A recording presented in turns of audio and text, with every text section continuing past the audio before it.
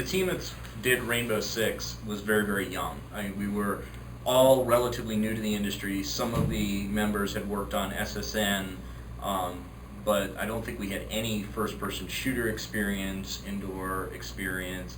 We had a lot of rendering experience, we had some software engineering, but nobody had actually done this type of project before.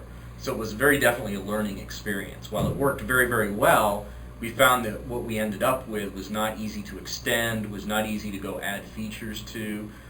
Rogue Spear probably took longer to do than it should have, simply because of some of the early design choices we made because we didn't know any better. So if we went back and did it again, there's a lot of re-architecting at a low level. We'd bring in some pieces. For example, we'd probably continue a lot of the gun combat model we've got now, do some of the refinements we talked about earlier to it. We like bits of our AI, although there's a lot more to do. We kind of have a base navigation layer that's working pretty well. Now we'd like to work a lot more on their tactics, those sorts of things, that they're pieces we'd bring over. But the architecture that holds them all together, we would really love a chance to come back in and completely rework and rewrite so that it would be much easier to add these things to in the future, to fix things, to extend, to do different types of gameplay with, etc.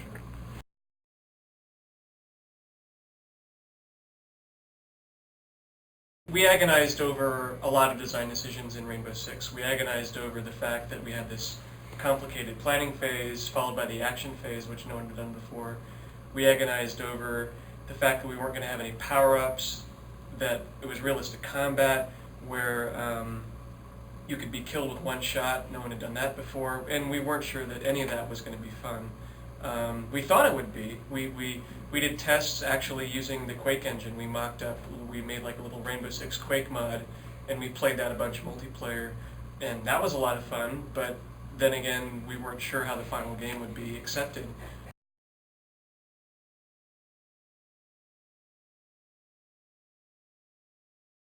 The first real sign that we had something truly kind of magical on our hands was E3 of '98, it must have been. When we showed up at E3, we had crammed everything in there like crazy to get it all working at its most basic level. And we had two levels that we could play. We had the Congo and the Embassy. And over the course of the 3 days of E3, we had constantly like huge crowds. We had people coming back and back and back, and we'd have people come through once, and then they'd go away and come back with more friends, and then they'd come back with their bosses in suits, you know, and it became kind of like it was really rejuvenating, and we came away from that saying that we have a great product, and yeah, it's going to do great if people get access to it, if they can hear about it.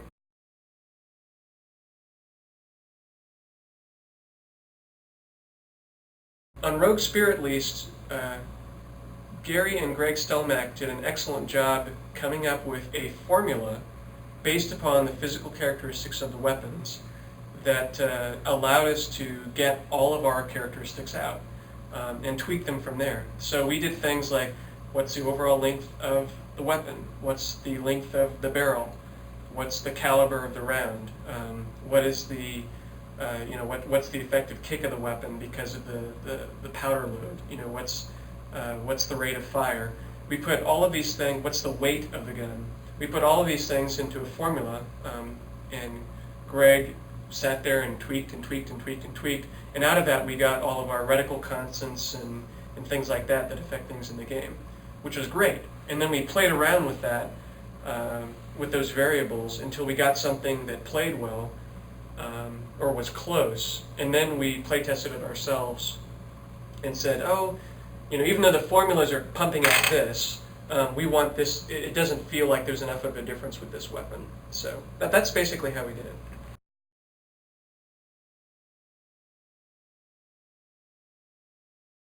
The message boards are very, very important to us. They're actually very important to me personally. I spend a lot of time on the message boards talking with our fans, discussing things with them, sometimes getting into little mini arguments with them.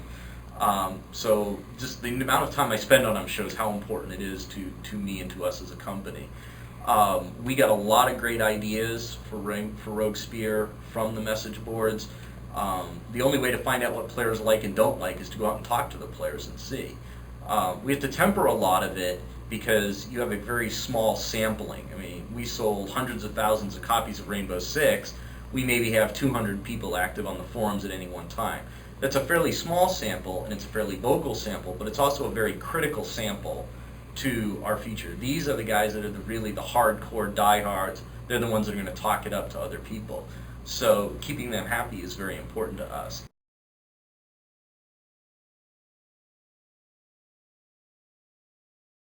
They had lots of great ideas. I mean, it was funny, after we released Rogue Spear, the common thing in the message boards was, hey, that was my idea. No, it was my idea. Getting into fights about who had told us how to do it.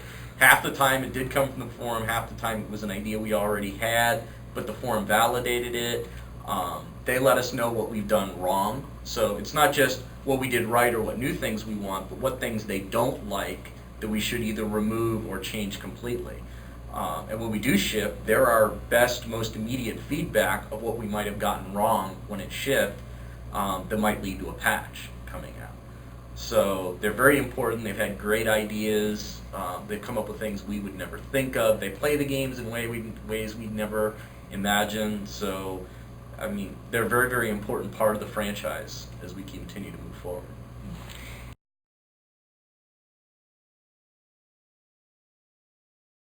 The group Rainbow originated with Tom. As I said, initially when we were coming up with our ideas for the game, we were thinking about the FBI HRT, and then we changed the name of the game internally. We're going to call it Black Ops, and it was going to be this, some black covert operations group, but we didn't actually have a name for it. And then when Tom said, well, I'm writing a book, and it's called Rainbow Six, and the team's name is Rainbow, we're like, oh, okay, I guess the team's name is Rainbow. Right, all right, we'll go with that.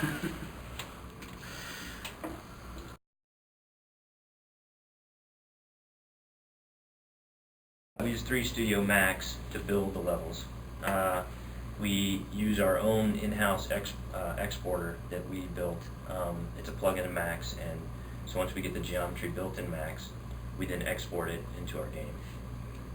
We use Photoshop to make most of the textures, although we use other various programs to collect resources, modify resources, that kind of thing. Once we've exported it, we use an in-house built mission editor that we use to script the level. Lighting is done in a tool that we also built in-house, and that tool uses the renderer that we use in-game. So the results we get in lighting the levels in that tool are what it's going to look like in the game.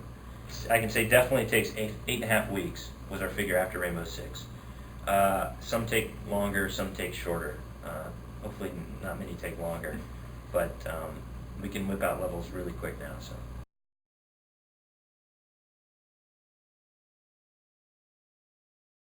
When I was discussing Rainbow Six with a friend of mine who's formerly a senior official in the FBI, he remarked to me that he'd made a proposal to the U.S. government some years earlier that a multinational organization like Rainbow should be established to deal with that particular threat.